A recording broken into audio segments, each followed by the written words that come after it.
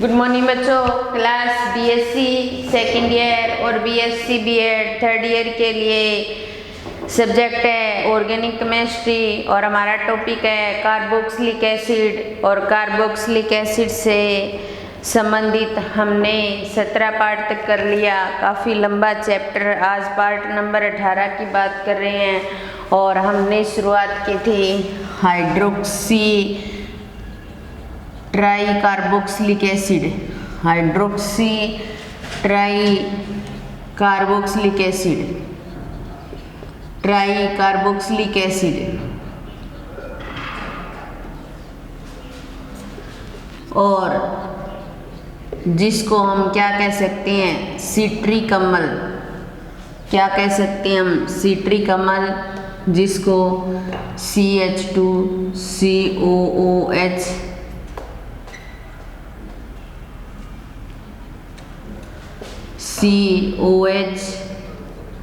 COOH या CH2COH से show किया जाता है, या फिर हम इसको इस प्रकार शो कर सकते हैं COH COOH और CH2COOH। ये क्या है? सिट्रिक एसिड, जिसके बनाने की विधियां कंप्लीट हो गई थी। आज हम इसकी रासायनिक अभिक्रियाओं की बात कर रहे हैं। रासायनिक अभिक्रिया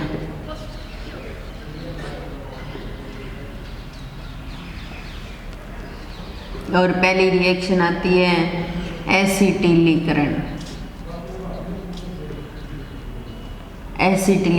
एसिटिलीकरण जब भी करवाते हैं हम, या तो क्या करवाते हैं, एसिटिक एनहाइड्राइड के साथ रिएक्शन करवाते हैं, या एसिटिल क्लोराइड के साथ रिएक्शन करवाते हैं। किसी के साथ करवाओ जी, तो हम क्या ले लेते हैं? सिट्रिक एसिड ले लेते हैं, COOH और COOH और CH2COOH। ये क्या है हमारे पास? सिट्रिक अम्ल है। क्या है? सिट्रिक अम्ल। और सिट्रिक अम्ल का एसिटिलीकरण करवाते हैं, तो एसिटिक एनहाइड्राइड के साथ रिएक्शन करवाएंगे, और एसिटिक एनहाइड्राइड के साथ रिएक्शन करवाने पर ये HCH3COOH के साथ रिएक्शन करके CH3COH के रूप में बाहर निकल जाएगा, और हमें क्या प्राप्त हो जाएगा? CH2COH और COCH3 और COOH और CH2COOH। ये OH जो होता है, इसका क्या करवाते हैं? एसिटिलीकरण करवाते हैं। तो क्या प्राप्त हो जाएगा? Monoacetyl citric acid.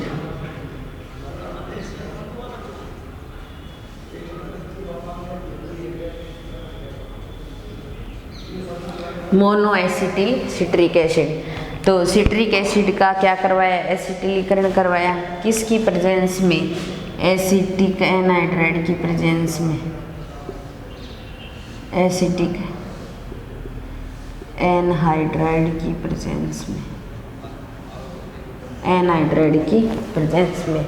तो उससे क्या प्राप्त हो जाएगा? मोनोएसिटिल सिट्रिक अम्ल। क्या प्राप्त हो जाएगा? मोनोएसिटिल सिट्रिक अम्ल का निर्माण हो जाएगा।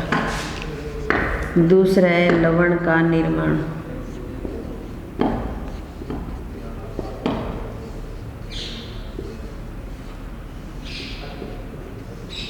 लवण का निर्माण।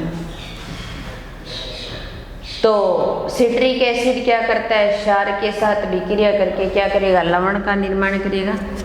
तो CH2COOH और COOH और CH2COOH। ये क्या है? सिट्रिक अम्ल।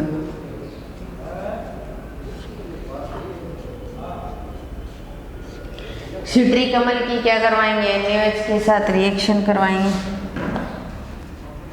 NaOH यहाँ से H और OH H2O के रूप में बाहर निकल जाएंगे।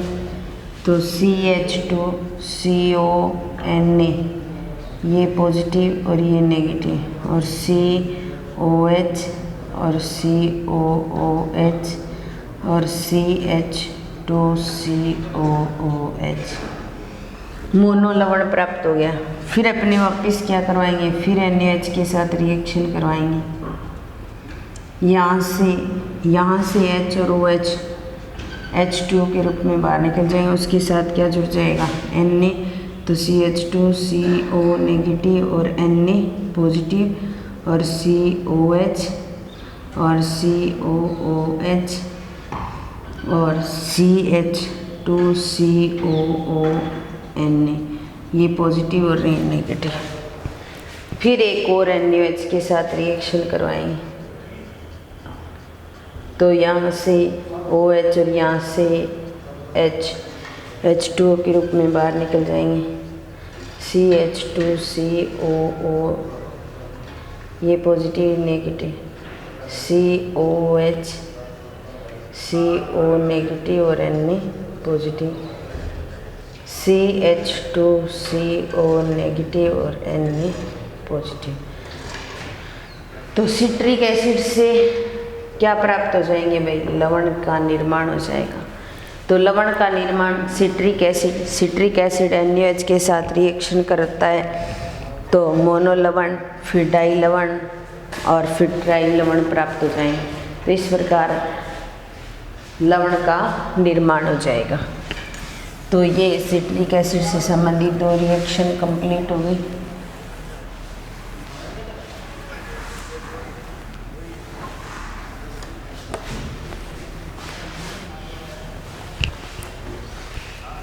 तीसरी रिएक्शन आती है ऊष्मा का प्रभाव। तीसरी रिएक्शन है ऊष्मा का प्रभाव।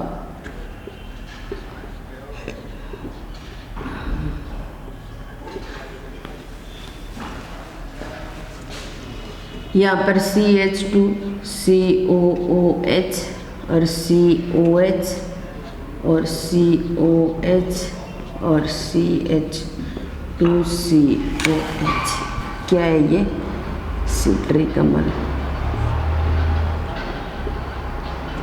ठीक है, सिट्रिक अम्ल को क्या करेंगे, लगभग 150 डिग्री सेंटीग्रेड टेम्परेचर पर क्या करेंगे, गर्म करेंगे। क्या करेंगे भाई, गर्म करेंगे। तो यहाँ से जो OH और यहाँ से H2O के रूप में बाहर निकल जाएंगे। तो यहाँ CH बच गया और ये C और COH और COH और CH2COOH।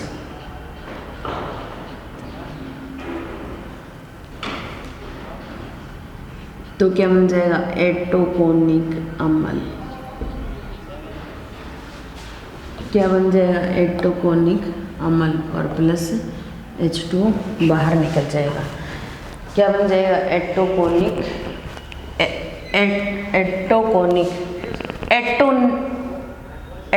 अम्ल। फिर उसके बाद में इसको अगर गर्म करेंगे अपने, तो ये HCOOH फॉर्मिक एसिड बाहर निकल जाएगा। ठीक है, ये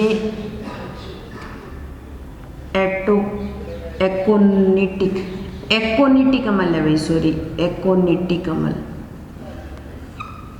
गलत लिख दिया था पहले मैंने, एकोनिटिक अम्ल। ठीक है, अब आगे समझ में। अब देखो यहाँ से अपने क्या करेंगे, इसको बाहर निकालेंगे। तो CH2COOH और C डबल बॉन्ड O ही बचेगा। ये HCOOH ये बाहर निकल जाएगा, ये हो गया, और एक हाइड्रोजन। ठीक है, और CH2COOH बन गया। बीच में क्या आ गया, कीटोनिक समूह आ गया। तो अगर हम ये हटा दें कार्बोक्सिलिक एसिड, तो CH3 C double bond CH3 ये बन जाएगा ना। तो क्या बन जाएगा, एसीटोन। क्या बन जाएगा, एसीटोन। और 2 कार्बोक्सिलिक समूह है तो इसका नाम क्या हो जाएगा, एसीटोन डाई कार्बोक्सिलिक एसिड। काफ़ी बड़ी रिएक्शन है, acetone di carboxylic di carboxylic अम्ल, एसीटोन डाई कार्बोक्सिलिक अम्ल, ये बन जाएगा। ठीक है, फिर अपने क्या करेंगे, यहाँ से CO2 निकाल लेते हैं, निकाल दे। तो देखिए यहाँ से हम क्या करें, CO2 निकाल रहे हैं, CO2 निकाल रहे हैं, तो ये हाइड्रोजन इसके साथ ऐड हो जाएगा ना, तो क्या बन जाएगा CH3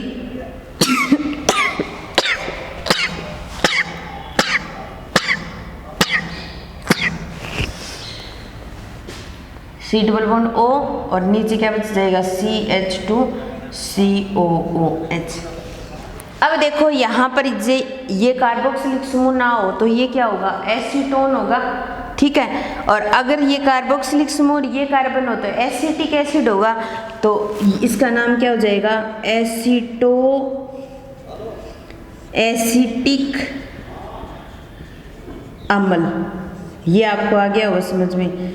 जैसे ये कार्बोक्सिलिक एसिड ना हो, ये कीटोन हो सीधी, तो इसको एसीटोन बोलेंगे, और ये ऊपर वाला ना हो तो एसिटिक अम्ल बोलेंगे, तो एसिटिक अम्ल ये हो गया।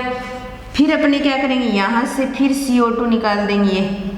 ठीक है, तो क्या बन जाएगा CH3 C double bond O और CH3 क्या बन जाएगा भाई, एसीटोन, कीटोन जिसको बोलते हैं। तो इस तरीके से रिएक्शन करवाने पर इस साइड से करवाएंगे तो ये बन जाएगा एसीटोन। तो सबसे पहले सिट्रिक एसिड से फ्यूमेरिक एसिड बाहर निकाला, ये प्राप्त हो गया, जिसको बोलते हैं एसीटोन डाइकार्बोक्सिलिक एसिड। यहाँ से CO2 बाहर निकाली तो ऊपर CH3 C double bond CH2COH, यहाँ से CO2 बाहर निकाली तो CH3 C double bond CH3, इसको बोला जाएगा एसीटो एसिटिक अम्ल। क्या बोला जाएगा, एसिटिक अम्ल, और इसको क्या बोला जाएगा, एसीटोन। क्या बोला जाएगा भाई, एसीटोन। और जब हम इसको गर्म करते हैं तो ये किस में चेंज हो जाता है, एक्कोनेटिक अम्ल में। किस में चेंज हो जाता है, एक्कोनेटिक अम्ल में। अब एक्कोनेटिक अम्ल को लेकर के और अपने क्या करेंगे, CO2 या H2O बाहर निकालेंगे तो ये किस में चेंज हो जाएंगे, सिट्रोकोनिक अम्ल में या इटोकोनिक अम्ल में। ये एक्कोनेटिक अम्ल है। ठीक है, और इससे क्या बनेंगे, सिट्रोकोनिक और इटोकोनिक अम्ल बन जाएंगे। तो वो इटोकोनिक अम्ल याद रह गया था, इसलिए मैंने एक्कोनेटिक अम्ल को इटोकोनिक लिख दिया था, कोई बात नहीं। अब यहाँ से देखो दो प्रकार से प्रोडक्ट बनने स्टार्ट होंगे। अब देखिए मैं यहाँ से CO2 बाहर निकाल लेती हूँ तो ऊपर क्या बच जाएगा, CH2 डबल बॉन्ड C और COH और CH2COOH, ये बन जाएगा। यानी कि हमने क्या किया, ऊपर से CO2 बाहर निकाल दी। क्या निकाल दी, ऊपर से CO2 बाहर निकाल दी, ये CO2 बाहर निकाली, तो इसको बोलेंगे इटोकोनिक अम्ल, इटोकोनिक अम्ल।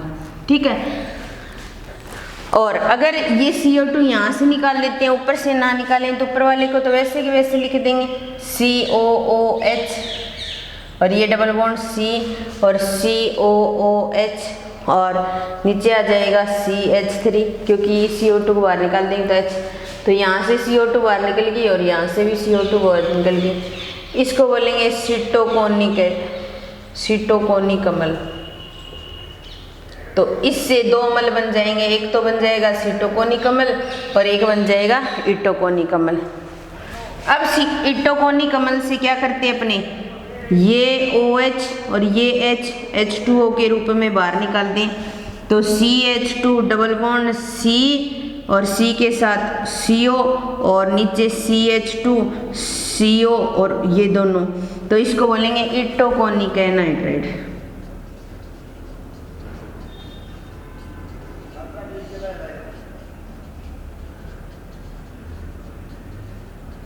इटोकोनिक एनहाइड्राइड ये बन जाएगा। अब देखिए यहाँ से भी फिर अपने क्या करते हैं, यहाँ से OH और यहाँ से H बाहर निकालते हैं, तो CHCO डबल बॉन्ड C और CO और CH3 और इन दोनों के साथ ये O जुड़ जाएगा, तो सिटोकोनिक अम्ल से क्या बन जाएगा, सिटोकोनिक एनहाइड्राइड।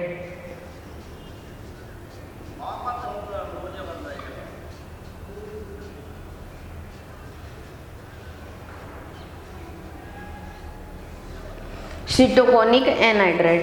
तो इस तरीके से ये ऊष्मा का प्रभाव होता है जिसके अंदर सिट्रिक एसिड को अगर 150 डिग्री सेंटीग्रेड पर गर्म करते हैं तो एक कोनिटिक अम्ल बनता है, और एक कोनिटिक अम्ल से ऊपर का CO2 निकालते हैं तो कीटोकोनिक अम्ल, और फिर H2O निकालते हैं तो कीटोकोनिक एनहाइड्राइड प्राप्त होता है। अगर नीचे का CO2 निकालते हैं तो कीटोकोनिक अम्ल, और कीटोकोनिक से क्या करते हैं H2O बाहर निकालते हैं तो कीटोकोनिक एनहाइड्राइड प्राप्त होता है। बहुत सारे प्रोडक्ट प्राप्त होते हैं इससे। फिर इधर सिट्रिक अम्ल से फ्यूमेरिक एसिड बाहर निकाला तो एसीटोन डाइकार्बोक्सिलिक अम्ल प्राप्त हो जाएगा। फिर CO2 बाहर निकालेंगे, ऊपर वाली CO2 तो एसीटो एसिटिक अम्ल, और फिर नीचे वाली CO2 फिर बाहर निकालेंगे तो क्या बन जाएगा एसीटोन। तो ये था ऊष्मा का प्रभाव, यानी कि सिट्रिक अम्ल पर ऊष्मा का क्या प्रभाव पड़ता है उस पर चर्चा की।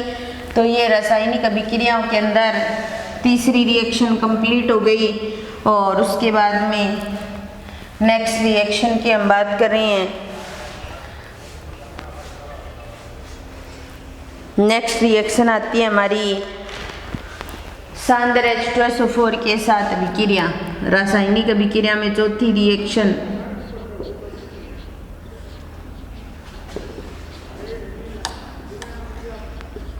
सांद्र H2SO4 के साथ अभिक्रिया।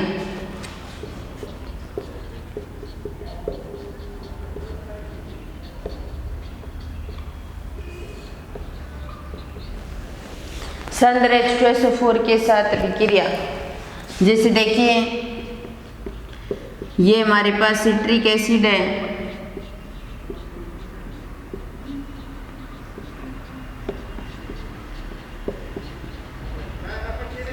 एक तो हम क्या करवाएंगे सांद्र H2SO4 के साथ रिएक्शन करवाएंगे, और एक हम क्या करवाएंगे फ्यूमिंग H2SO4। दो प्रकार से रिएक्शन करवाएंगे H2SO4 के साथ। एक बार तो हम करवाएंगे सांद्र H2SO4 के साथ, और दूसरी बार क्या करवाएंगे फ्यूमिक H2SO4 के साथ। तो जैसे देखिए इसके साथ रिएक्शन कराते हैं तो OH और यहाँ से H बाहर निकल जाता है H2O के रूप में। H2SO4 का काम क्या होता है निर्जलीकरण करना, H2O को निकालना। तो CH डबल बॉन्ड C और यहाँ COOH बचेगा, और यहाँ पे OH बाहर निकल गया और COOH, और नीचे क्या बच जाएगा CH2COH। क्या बन जाएगा भाई एकोनिटिक अम्ल। अभी थोड़ी देर पहले बनाया था हमने, तो ये एकोनिटिक अम्ल।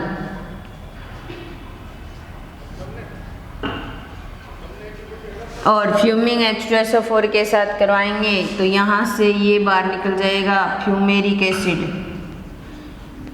और पीछे बच जाएगा CH2COOH और C डबल बॉन्ड O और CH2COOH।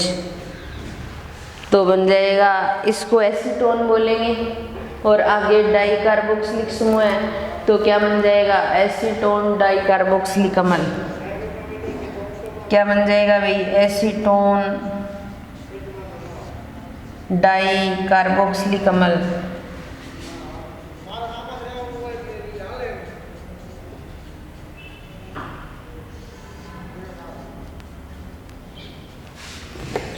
तो इस तरीके से सिट्रिक एसिड और सिट्रिक एसिड की सांद्र H2SO4 के साथ रिएक्शन करवाते हैं। रिएक्शन करवाने पर ये जो रिएक्शन होती है लगभग 150 डिग्री सेंटीग्रेड टेम्परेचर पर होती है। वाटर का मॉलिक्यूल बाहर निकल जाएगा, इकोनिटिक अम्ल बन जाएगा। ठीक है, और फ्यूमिंग H2SO4 के साथ रिएक्शन करवाएंगे तो फ्यूमिंग H2SO4 के साथ जब रिएक्शन करवाते हैं तो फ्यूमेरिक एसिड बाहर निकल जाता है और बीच में एसीटोन समूह आ जाता है, कीटोनिक फॉर्म को शो करेगा, इसलिए इसका नाम हो जाएगा एसीटोन डाइकार्बोक्सिलिक अम्ल। क्या हो जाएगा भाई एसीटोन डाइकार्बोक्सिलिक अम्ल। तो ये सिट्रिक अम्ल की रिएक्शन थी, रासायनिक अभिक्रिया। बाकी नेक्स्ट बची हुई अगली क्लास में करेंगे। धन्यवाद।